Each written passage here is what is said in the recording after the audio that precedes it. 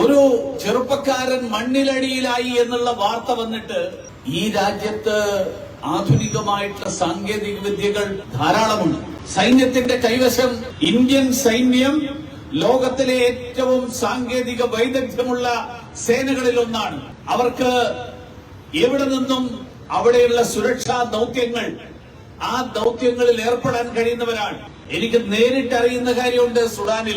സുഡാനിൽ അർദ്ധരാത്രി പ്രവർത്തനരഹിതമായിട്ടുള്ള ഒരു എയർ സ്ട്രിപ്പിൽ അടക്കം വിമാനമിറക്കി അവിടെ നിന്ന് ആളുകളെ കൊണ്ടുവരാൻ കഴിഞ്ഞ ആളുകളാണ് ഇന്ത്യയുടെ എയർഫോഴ്സ്. ഇവിടെ എന്തുകൊണ്ടാ സൈന്യത്തിന്റെ സഹായം തേടാതിരുന്നത്?